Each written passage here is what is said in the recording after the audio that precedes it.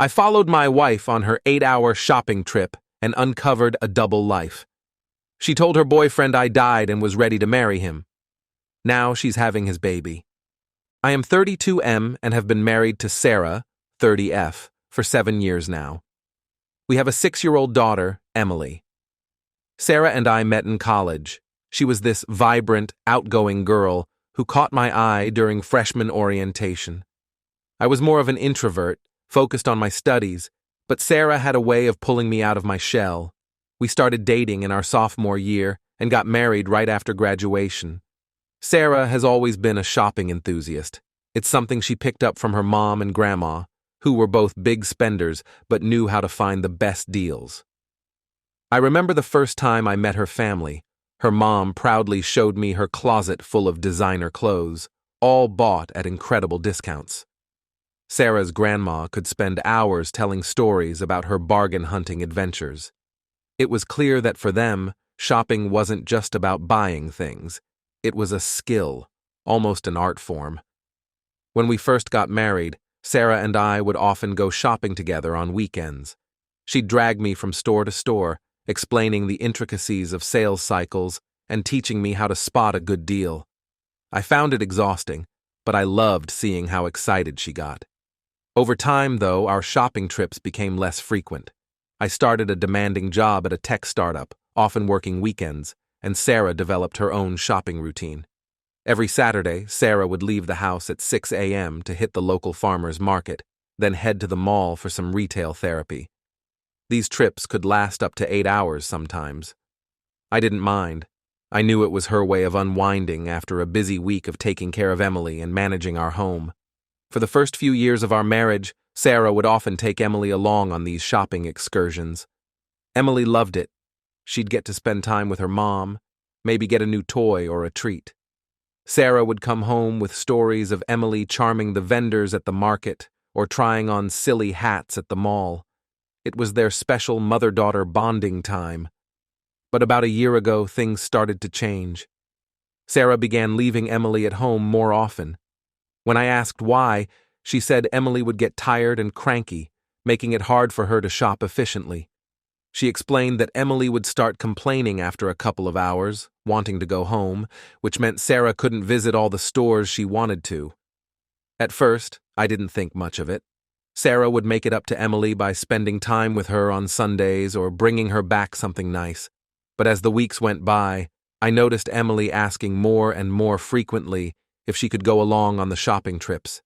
Each time, Sarah would have a reason why it wasn't a good idea. Emily had a play date, or Sarah had a lot of errands to run, or she was planning to go to stores that would be boring for a kid. It bothered me, but I let it slide for a while. I told myself that Sarah was probably just enjoying some alone time, which is important for any parent. Plus, it gave me more one-on-one time with Emily on Saturday mornings. We started a tradition of making pancakes together and watching cartoons. But as time went on, I couldn't shake the feeling that something was off. Sarah's shopping trips seemed to be getting longer, and she was coming home with fewer purchases. When I'd ask about her day, her stories felt vague, lacking the usual detailed descriptions of great deals or funny incidents at the mall. Eventually, I decided to talk to Sarah about it. One night, after Emily had gone to bed, I broached the subject. I told her I thought it was important for her to take Emily along sometimes, even if it wasn't every week. To my surprise, Sarah seemed unusually annoyed by this suggestion. She argued that she needed this time to herself, that being a stay-at-home mom was stressful, and this was her only outlet. We went back and forth for a while, but finally she agreed to take Emily the next Saturday. That Saturday morning, Sarah and Emily left together as planned. When they came back in the afternoon, Emily was excited, talking about all the things they'd seen and done. Sarah, on the other hand, seemed tense and distracted.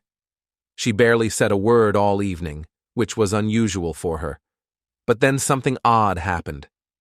The next day, Sunday, Sarah announced she was going out again. This was completely out of the ordinary for us. We typically spent Sundays together as a family, doing activities or just relaxing at home. It was a tradition we'd started when Emily was born, a way to ensure we had quality family time every week. When Sarah came back that Sunday evening, she seemed overly cheerful, like she was trying too hard to act normal. She talked a lot about a sale she'd found and some new clothes she'd bought for Emily, but something felt off about her behavior. That's when Emily dropped the bombshell. She asked Sarah, "Did you see the balloon man today?" Sarah laughed it off, saying, "No, honey, he's only at the market on Saturdays." I asked who this balloon man was, curious about this person I'd never heard mentioned before. Emily innocently replied, "He's the man Mommy hugs a lot." My heart sank. I felt like the room was spinning. I asked Sarah to talk privately, and we went to our bedroom. I pressed her for answers, but she kept denying everything, saying Emily must have misunderstood something. But I know our daughter. She's smart and observant. She wouldn't make something like this up. Sarah's denials only made me more suspicious. I started thinking back over the past year, all the little changes I'd noticed but dismissed. The longer shopping trips, the reluctance to take Emily along, the vague stories about her day. It all started to paint a picture I didn't want to see. After an hour of back and forth, with Sarah getting more and more flustered, she finally confessed. She'd been meeting a guy named Mike at the farmer's market for the past year. She claimed it started innocently. He was a vendor selling handmade crafts, and they'd chat while she browsed. Over time, they became friends, and eventually, she admitted, they started hugging and holding hands. I was furious. I felt betrayed not just by the physical contact, but by the lies and secrecy. Sarah had been spending hours every week with this guy, introducing him to our daughter and hiding it all from me. I asked her point blank if she'd slept with him. She denied it vehemently, but her body language screamed that she was lying. She couldn't look me in the eye, and her hands were shaking. I told Sarah she couldn't go to the market anymore. She freaked out, saying it was her favorite part of the week, that I was being controlling. I reminded her that she ruined it herself by betraying my trust. We argued late into the night, with Sarah alternating between angry defiance and tearful apologies. For the next month, Sarah didn't go out on weekends at all. The atmosphere in our house was tense. We barely spoke except about necessary things related to Emily or the household.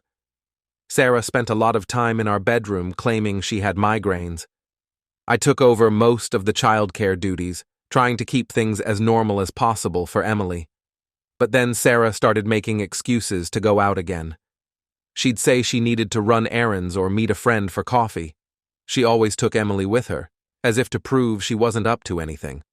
They'd come back with groceries or clothes, showing they hadn't been to the market. But I couldn't shake my suspicion. One Saturday, when Sarah left without Emily, saying she had a dentist appointment, I decided to follow her. I felt terrible doing it, like I was turning into some paranoid, controlling husband. But I needed to know the truth. I followed Sarah's car, expecting her to go to the dentist's office. Instead, she drove to a residential neighborhood about 20 minutes from our house. I watched her park and go inside a modest 2-story home. My gut told me this was Mike's place. I sat in my car for a while, debating what to do. Part of me wanted to drive away, to pretend I hadn't seen anything. But I knew I couldn't live with the uncertainty. I had to know. I walked up and knocked on the door. A man in his late 30s answered, looking confused. He had kind eyes and a friendly face, which somehow made it worse. I asked if my wife had just come in, and he hesitated before saying yes. I then asked if he was the guy from the market. He looked shocked and asked if I was Sarah's husband. That's when I learned the full extent of Sarah's lies. She had told Mike she was a widow with a daughter. She'd been coming to his house regularly for months. Mike seemed genuinely surprised to learn she was married. He invited me in, apologizing profusely and saying he had no idea. I called out for Sarah and she came downstairs looking pale and panicked. She tried to explain, to make excuses, but I couldn't bear to hear it. I took her house key off her keyring and told her not to come home. She tried to follow me, begging me to let her explain, but I drove off, leaving her there. When I got home, I was in a daze. Emily was at a play date, which gave me some time to think. I called Sarah's parents and told them everything. They were shocked and disappointed. They had always been proud of Sarah, seeing her as the perfect daughter who had it all together. Learning about her deception hit them hard. Sarah ended up staying with her parents for a while, but she kept texting me, alternating between apologies and angry messages blaming me for ruining her life by telling her parents. She said I had no right to air our dirty laundry, that I should have kept it between us. I'm still trying to process everything. Emily keeps asking where her mom is, and I don't know what to tell her. I feel like my whole life has been turned upside down, and I'm not sure what to do next. The man I thought I knew better than anyone in the world suddenly feels like a stranger. How do I move forward from here? Update 1. It's been about a month since my last post, and a lot has happened. First, I want to thank everyone for their support and advice. It's been a difficult time, but your comments have helped me stay grounded and reminded me that I'm not alone in this. Sarah moved out of her parents' house after 2 weeks. Apparently, they were giving her a hard time about her behavior, constantly questioning her decisions and expressing their disappointment. She couldn't handle the scrutiny, so she's been couch surfing at friends' places. She's been pushing for more time with Emily, but I've been hesitant to allow unsupervised visits given her recent dishonesty. I've had several conversations with Mike, the guy Sarah was seeing. He reached out to me, wanting to apologize in person and explain his side of the story. At first, I didn't want to hear it, but eventually I agreed to meet him at a neutral location, a coffee shop near my office. Mike seems genuinely remorseful about the whole situation. He showed me text messages and emails from Sarah that corroborated his story. She had told him she was a widow and had been slowly building a relationship with him over the past year. Mike even said he had been planning to propose to Sarah soon, thinking she was ready to move on after losing her husband. This revelation hit me hard. It wasn't just a physical affair. Sarah had been building an entire alternate life. She had told Mike detailed stories about our death and how she was coping as a single mom. She even had a backstory for why she couldn't introduce him to her family yet, claiming it was too painful for them to see her with someone new. Learning about the extent of Sarah's deception made me question everything about our relationship. I found myself revisiting memories, wondering what was real and what wasn't. Was she already unhappy when we decided to have Emily? Had she been looking for a way out for years? These thoughts kept me up at night. Emily has been struggling with the changes. She misses her mom and doesn't fully understand what's happening. She's been having nightmares and acting out at school, which is completely out of character for her. Her teacher called me in for a meeting to discuss her behavior, suggesting we might want to consider counseling for her. I've been trying to maintain Emily's routine as much as possible, but it's challenging. Sarah's parents have been a great help, often watching Emily when I need to work or deal with divorce-related matters. They've been amazing grandparents through all of this, showering Emily with love and attention while trying to shield her from the uglier aspects of the situation. Speaking of divorce, I've officially filed. Sarah contested it at first, trying to claim that I was overreacting to a harmless friendship. But when I presented the evidence from Mike, including photos of them together that Emily had never been in, she realized she couldn't keep up the charade. Now she's fighting for a more favorable division of assets, arguing that she sacrificed her career to be a stay-at-home mom and deserves compensation. One particularly difficult moment came when we had to tell Emily the truth. We decided to do it together, with a child psychologist present. Sarah tried to downplay her actions, but I insisted on honesty. We explained that Mommy had been lying to Daddy, and that's why she couldn't live with us right now. Emily was confused and upset, asking if it was her fault for telling me about the balloon man. It broke my heart to see her blaming herself. The psychologist suggested we enroll Emily in play therapy to help her process her emotions. She's been going twice a week, and while it's too early to see major changes, she seems to enjoy the sessions. The therapist has given us strategies to use at home to help Emily feel safe and secure despite all the changes. I've been focusing on spending quality time with Emily. We've started a new Saturday tradition of making pancakes together and then going to the park. It's not the same as her shopping trips with Sarah, but I hope it gives her something positive to look forward to. We've also been working on a big puzzle together in the evenings. It's a 1,000-piece image of a fairy tale castle that Emily picked out. It's been a good way for us to spend time together without the pressure of having to talk about everything that's happening. As for me, I'm still trying to wrap my head around everything. I keep thinking back to our history, wondering if there were signs I missed. Sarah and I met in college. She was the fun, spontaneous girl who got me to loosen up and enjoy life more.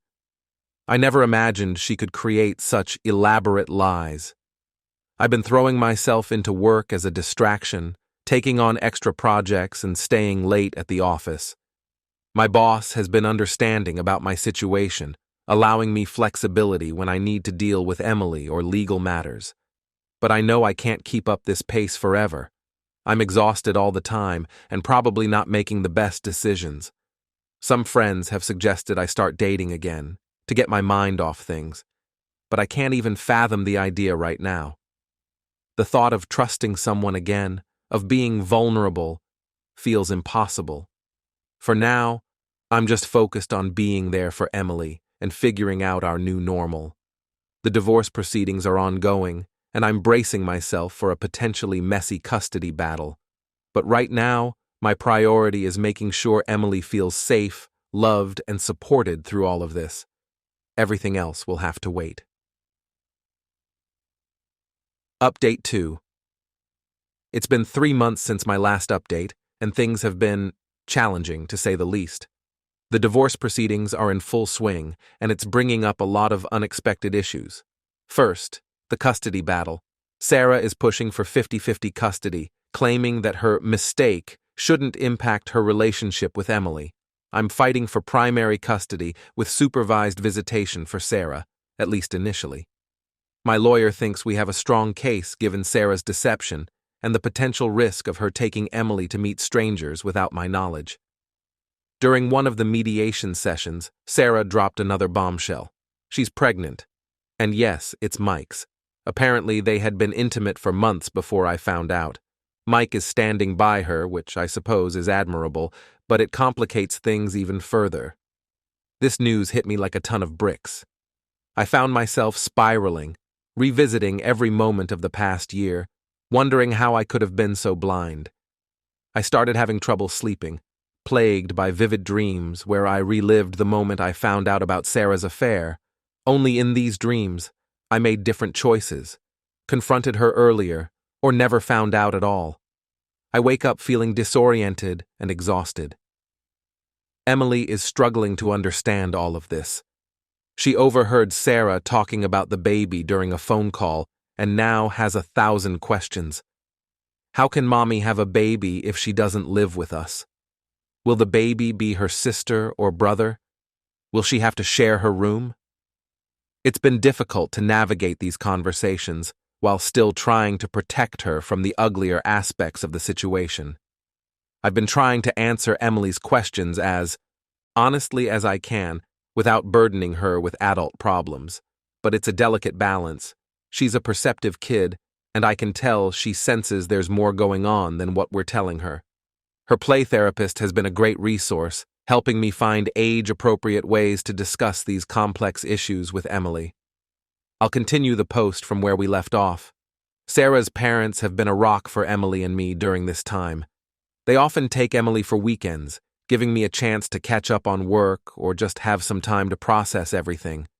They've told me stories about Sarah's childhood, trying to help me understand how she became the person she is. Apparently, she always had a tendency to embellish stories and seek attention, but they never imagined it would escalate to this level of deception. I've had to take some time off work to deal with all the legal meetings and to be there for Emily. My boss has been understanding, but I'm worried about the long-term impact on my career. I've already missed out on a big project I was supposed to lead, and I can sense some of my colleagues getting frustrated with my frequent absences. Between the legal fees and the potential of paying alimony, Sarah quit her job when she found out she was pregnant. I'm feeling the financial strain. One bright spot in all of this is that Emily and I have grown even closer. Our Saturday pancake and park tradition has expanded to include bike rides, nature walks, and even some beginners' cooking lessons. She's showing an interest in baking, so we've been experimenting with cookies and cupcakes. It's messy and not always edible, but we're having fun. These moments of normalcy and joy with Emily are what keep me going on the toughest days. I'm trying to stay positive for Emily's sake. But some days it's hard. The betrayal still stings, and now with a half-sibling on the way, I worry about how this will affect Emily in the long run. Will she feel replaced? Will Sarah prioritize her new family over Emily? These thoughts keep me up at night, but I'm committed to being the stable, loving parent she needs, no matter what challenges come our way. We're taking it one day at a time, and slowly but surely, we're finding our new normal. Update 3. It's been 6 months since my last update, and I'm finally starting to feel like we're finding our footing in this new reality. The divorce was finalized last month, and while it wasn't exactly amicable, we managed to avoid a full-blown court battle. In the end, I was awarded primary custody of Emily. Sarah gets her every other weekend and one evening during the week. All visits are currently supervised by Sarah's parents, which Sarah isn't happy about, but the judge agreed it was in Emily's best interest for now. The custody arrangement will be reviewed in 6 months, depending on how things go. Sarah gave birth to her son last month. Emily has met her half-brother once, under supervised conditions. She was curious, but also confused and a bit upset. She asked me later if this meant her mom wouldn't love her as much anymore. It broke my heart to hear her say that. We're taking it slow, and I'm working with a child psychologist to help Emily process all these changes. Financially, things have been tough. I'm paying some alimony, but less than Sarah wanted since she moved in with Mike and he's supporting her. I've had to downsize our living situation, moving from our house to a smaller apartment. Emily was sad to leave her old room, but we've made a project out of decorating her new space. We spent a whole weekend painting and putting up shelves, and now she has a cozy reading nook that she loves.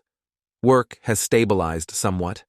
My boss worked with me to adjust my hours so I can be there for Emily's school drop-off and pick-up every day. It means longer evenings sometimes, but it's worth it to provide that consistency for her. I've had to scale back my responsibilities a bit, which has been a blow to my ego, but I'm trying to remind myself that this is temporary. Emily needs me right now, and career advancement can wait. As for me, I'm slowly starting to think about moving forward. A coworker suggested I might want to start dating again, but I'm not there yet. The thought of trusting someone that deeply again is still daunting. My focus is on Emily and rebuilding our life together. Maybe someday I'll be ready to open up to someone new, but for now, I'm okay on my own. Emily is doing better. She still has moments of sadness or confusion, especially around Sarah's visits, but overall, she's adjusting well. Her teachers say she's thriving at school, and she's made some new friends in our apartment complex. We have a new bedtime routine where we each share our favorite part of the day. It's a small thing, but it helps us stay connected and end each day on a positive note. Last week, Emily asked if we could start going to the farmer's market again. It caught me off guard. We haven't been there since everything happened with Sarah. But Emily said she missed trying all the different foods and seeing the craft booths. After thinking it over, I decided it might be good for us to reclaim that experience. We went this past Saturday, and while it was a bit emotional for me, Emily had a great time. We even found a vendor selling homemade cookies, which inspired our next baking project.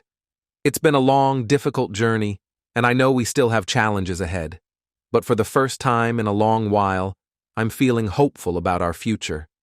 It's not the life I imagined, but I'm determined to make it the best life possible for Emily and me. We're taking it one day at a time, creating new traditions and memories together, and slowly but surely, We're healing.